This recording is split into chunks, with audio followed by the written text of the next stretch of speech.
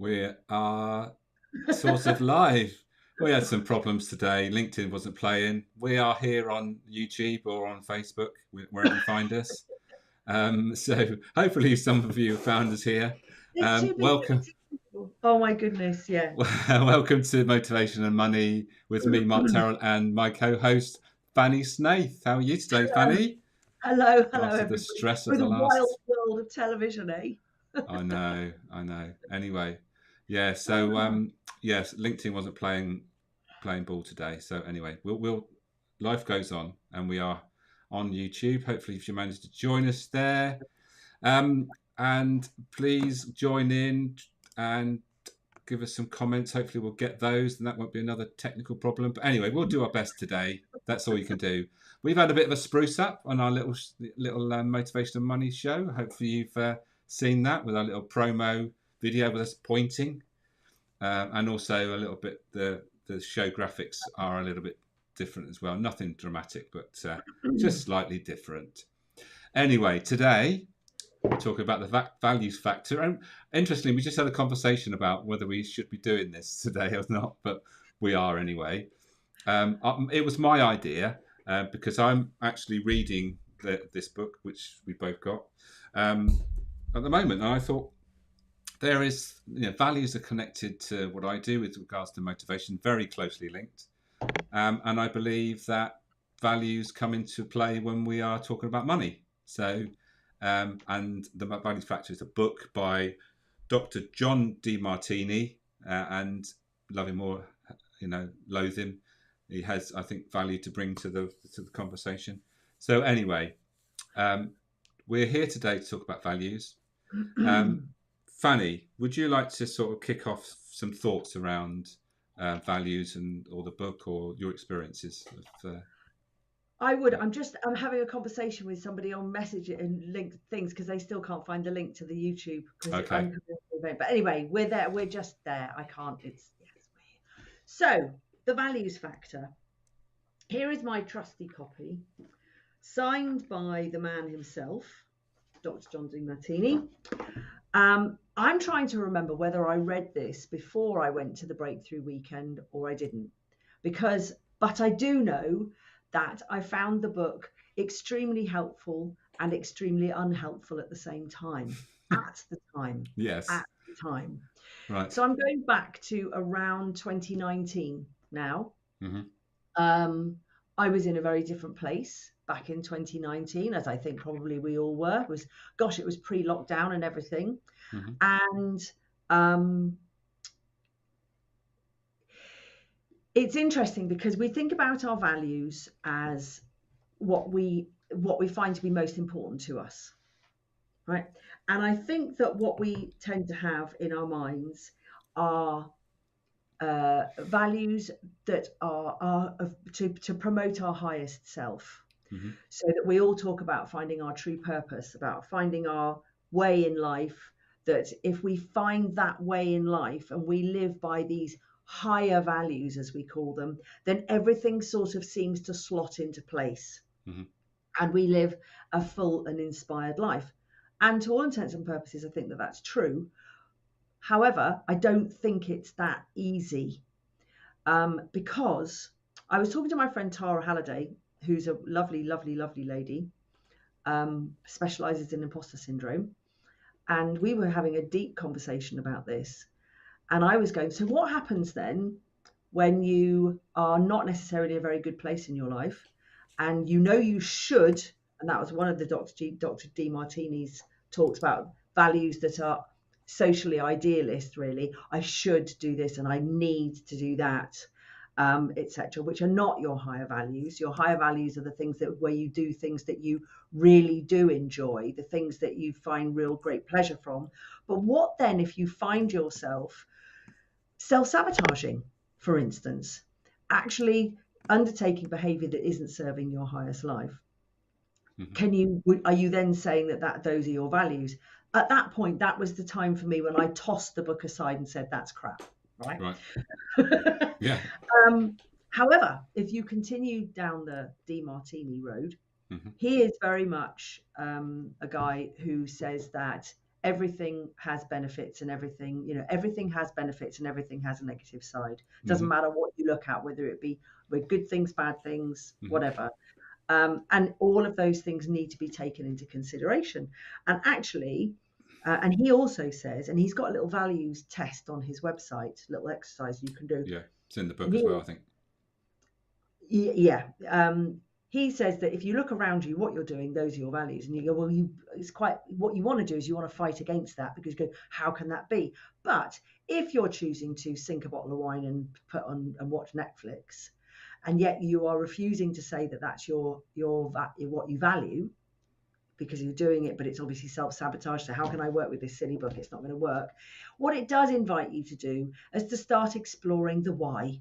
So Yeah, why then am I sitting in front of the television, yeah, drinking a bottle of yeah, wine and watching Netflix, which will then take you down this twisty turny route yeah. that will hopefully help to bring out the positive higher values where you do slot into your groove. Does that make Yeah. any kind of sense, or is Yeah, that it all? does. Absolutely. It does make sense. But I think what I was going to say was that the book is about how we can grow, essentially, how you can grow as a person.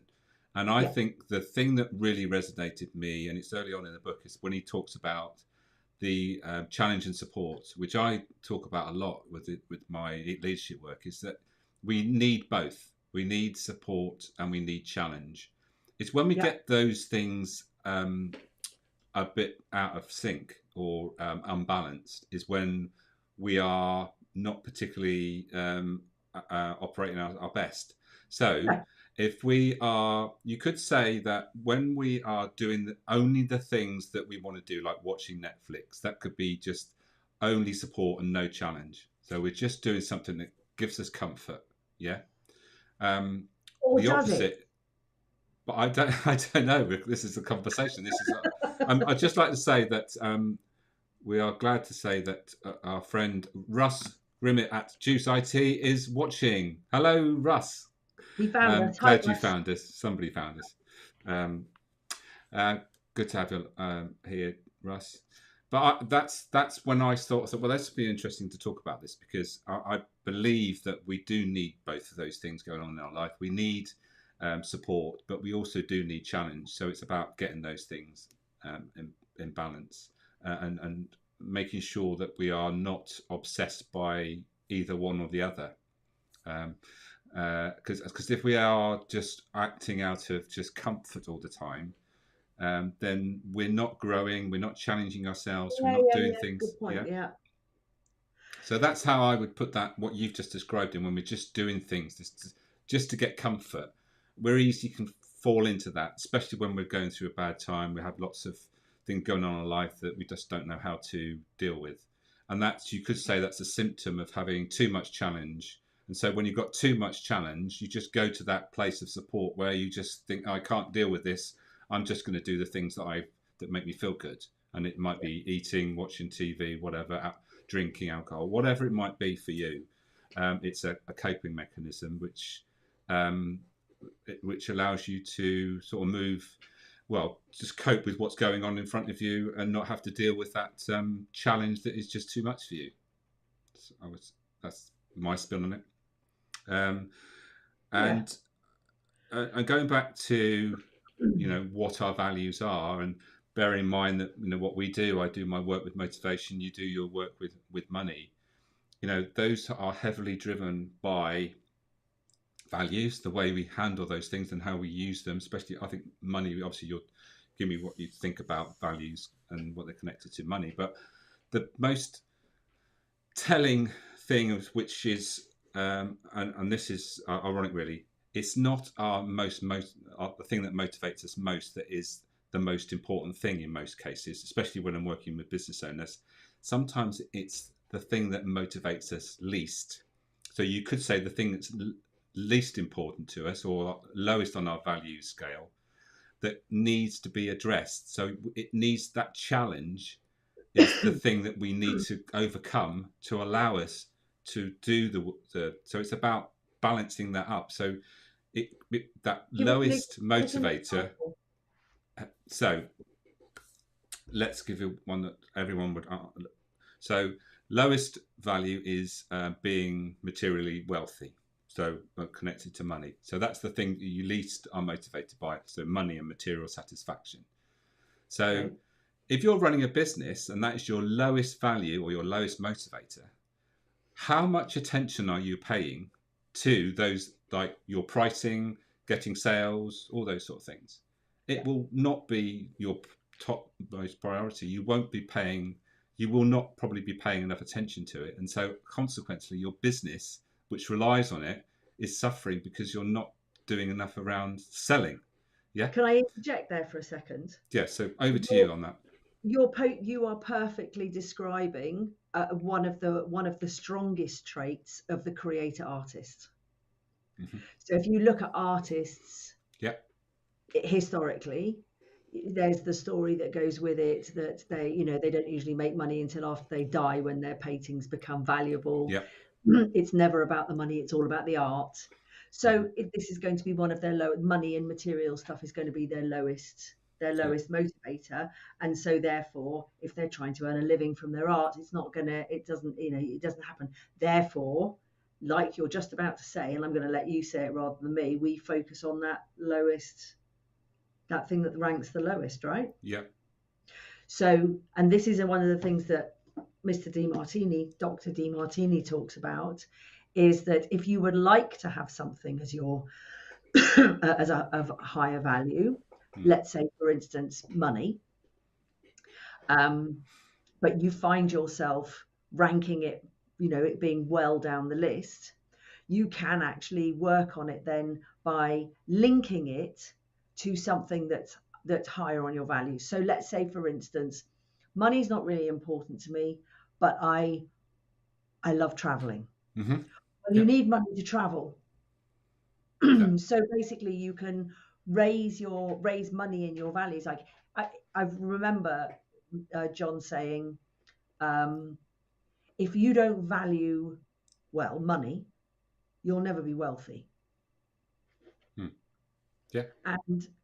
And yet when he asks people, how many people in the room want to be rich, almost 100% will put their hands up. Yeah, exactly right. But yet, when it comes to measuring values or looking at people's values, money and wealth can be very low down on their values. Yeah. So in order to bring it up, you have to go a little bit past. You have to go back to that. I want to be rich. Why do you want to be rich? I want to be rich because I like driving nice cars. I'd love to have a nice car. Well, in order to have a nice car, you're going to need some money, etc. And so linking that to your values. Yeah, absolutely. So another example would be, and it's again a typical business scenario where their lowest motivator is the drive for recognition and social esteem. So this is about getting noticed. So if you're not doing anything to get noticed, then that is going to be detrimental to your business, because you might have the most fantastic product, but if you don't tell anybody about it and no one ever finds you, then it's no good to anybody, is it? You've got to be able to get your product, your service in front of the right people, and that's where marketing comes in, and that's why people feel so uncomfortable about marketing, and that's what, because they think it's, I'm just selling, I'm trying to promote something that somebody then goes to buy from me, and then that's the link to money and all that sort of stuff. So these things. Yeah, but also though, that's brilliant example, because what happens is that you're then bringing up self-worth and the plague of today's society of I'm not good enough. Right. Because so hide from recognition, or don't want recognition, or then what was it called? Recognition. What's the category? Social esteem. Social esteem, and which brings up I'm not good enough. And then we have to go back into the why are we not good enough? And then we're getting into all the thing about childhood and parents and teachers and all those kind of things. Yeah, so those painful things. Yeah, because when we were young, we might have been told,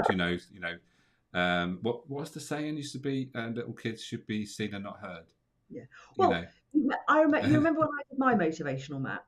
Yeah. And my recognition star, whatever it was at the very bottom. Yeah. And you said to me, I'm surprised. I thought yours it would be higher. Hmm. And I said it probably would be higher if I was coming from my true self, but my subconscious brain is telling me to sit down, shut up, and stop showing off, which is what was said to me many times when I was a child. Yeah, yeah, yeah, So it's sort of like when you're off your guard and you're answering these kind of things, you can get a little bit discombobulated.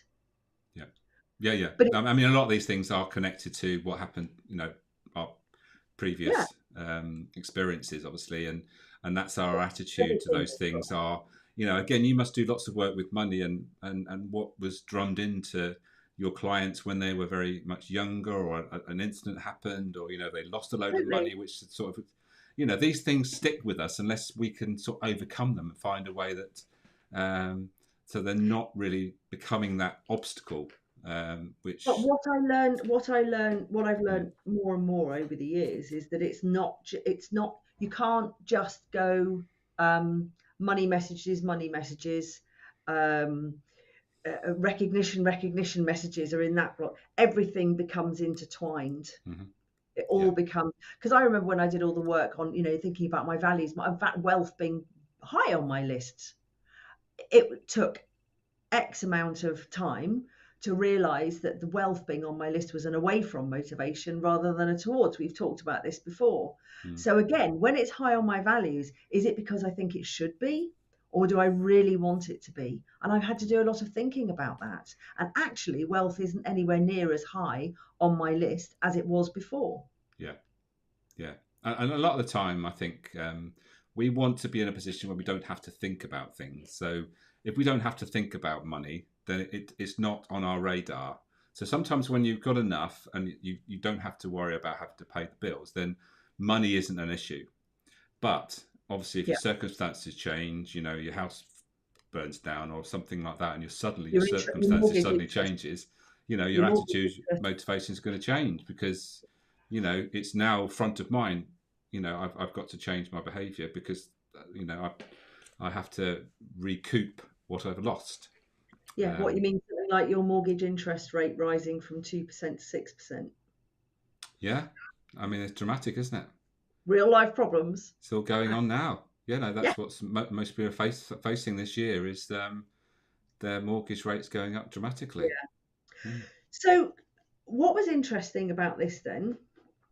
Um, so, tossing the book out to say this isn't for me because I just can't live by my highest values because I keep on saying what they should be, but I still go and do this behavior that's not serving me. But he says that if you have to say they should be, then that's not Exactly, an that's social indication they're idealism. not your values. Yeah. Yeah, that's so. I wrote some quite good notes here, social idealism, etc. But um, one of the things he said, I quite like this. Your highest values determine your attention, retention, and intention. Mm.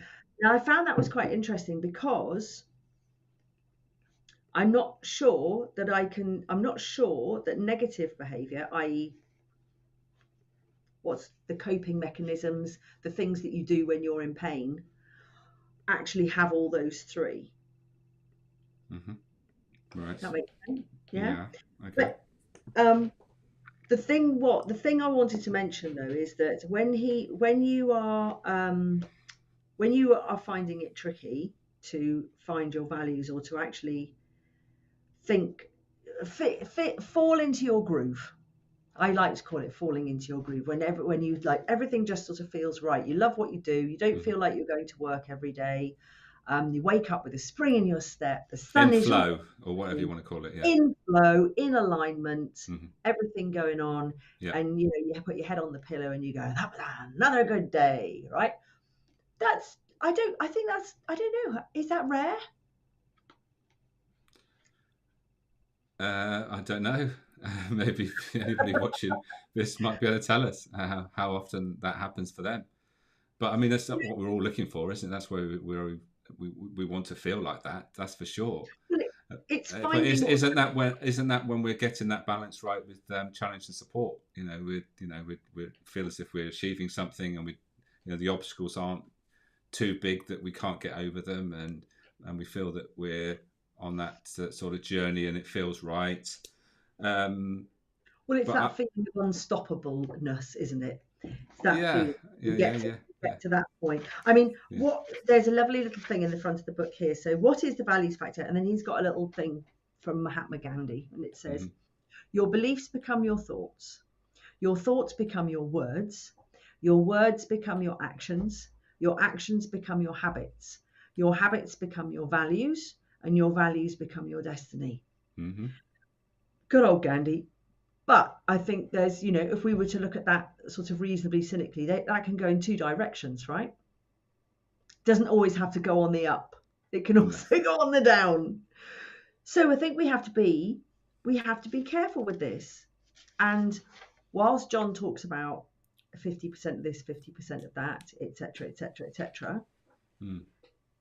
it's about going through a process. And there is a good process in this book of the exercises. If you follow Yeah, the exercises, yeah, it is really good. Which I think then is that why it then goes on to this one, which is the breakthrough experience. And it's when you feel that you hold a belief, and you hold some feelings. I actually went to the breakthrough experience, which is 3 intense days. And there's with John's events, they're not rah motivation. There's none of that. It's actually sitting down, learning. It's not all this woo, all that kind of stuff. right. Jump up, put music on, leap about the room. Okay. We don't do any of that. No. And it was life changing, I have to say. Hmm. But it is a process to go through. And I think if you hold a belief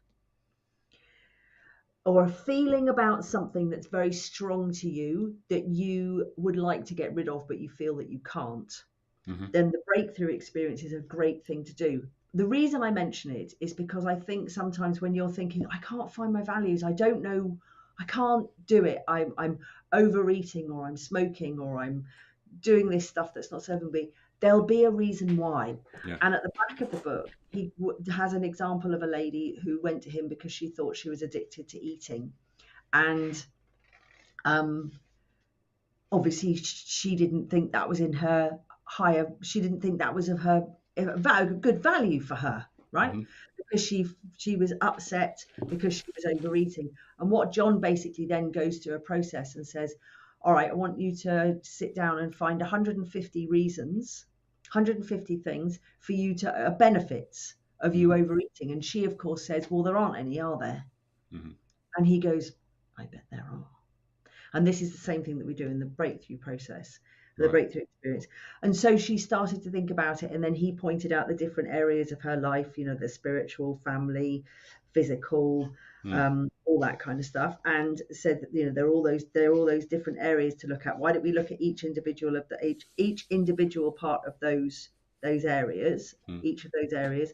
And in the end, she came up with 150 reasons as to why she was overeating. And it was things like, all of her family were overweight, so she didn't want to be left out.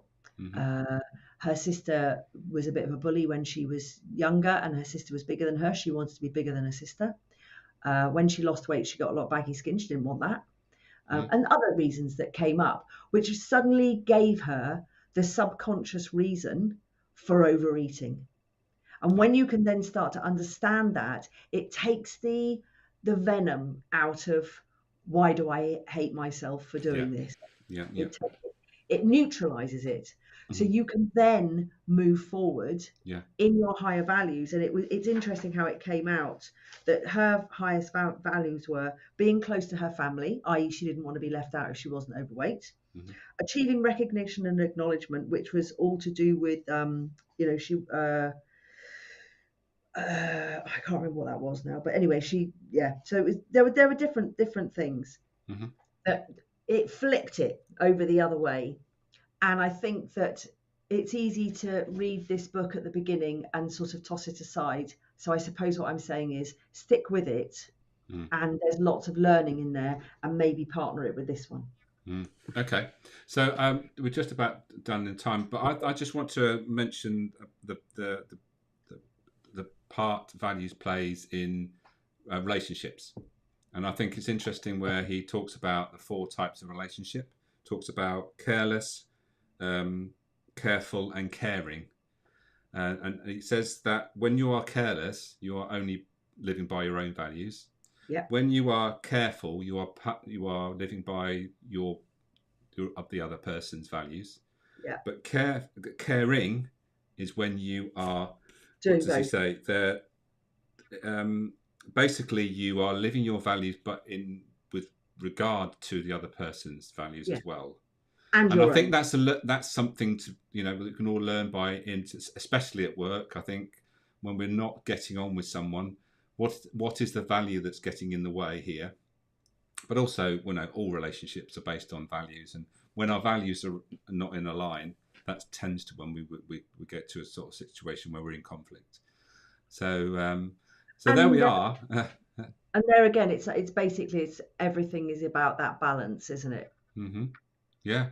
So it's important to understand and connect with these values. It's not easy to do. I mean, one of the values that I live by is I think people should go to work and feel that they are being fulfilled. And that's why I do the work with motivation, because if you go to work and don't feel fulfilled, then that has consequences in your work, but it also has consequences in your life. So if you can get your work become as fulfilling as possible, then you're just going to be a better person. You'll feel better, and altogether that Well, it doesn't feel you'll like get you're the going to benefits. work then, does it? That's right. Yeah, That's the that's right. thing, isn't it? Yep, yep. Have you got that right then, Mark? I think so. Yeah, yeah. I think so. I think what I do, when I'm in my flow, in that place where I'm in my best, doing my best work, it's when I'm helping someone to be to get the most from their business, or to get the best from the position or role they have in their work, the work. So definitely, that's where I feel as if I can make the biggest difference, for sure. Yeah, I think for me, it's yes, when I'm coaching or delivering a course or doing something, Mm-hmm. absolutely definitely. It's about now linking the other bits that I've got to do Mm-hmm. that need to be done, or that I can't delegate, or whether I delegate them. And again, that's one thing that John D. Martini would say: is delegate everything that you're not interested in. Just delegate it. Just get rid of it, so you have more time to do what you want to do. Yeah. Sometimes that's not always possible from the get-go, but that's probably next stage for me, is to just get all those other stuff done so you can focus exactly just on what you want to do. Brilliant. Excellent. We're just going past the 30 minutes. Yeah, So we that's started late. We we started. started a bit late, but 30 minutes is how long we've been live since our late start. So we're 5 minutes late starting. So here we are. We've got the first edition of the series two, or the whatever you want to call it, the revamped. So we've got some other ideas that we're going to introduce this time round. So look out for what they are going to be. We're not going to give you too much insight, but you'll see what happens with that as time progresses. So at the end, you'll see it will pop up with all my email, my website and Fanny's website. So feel free to contact us there and see what we do, and obviously link in with us. Hopefully, the next time we'll be live on LinkedIn. But for now, we will say cheerio. So it's a goodbye from me. And it's a goodbye from him. See you next time. Take care.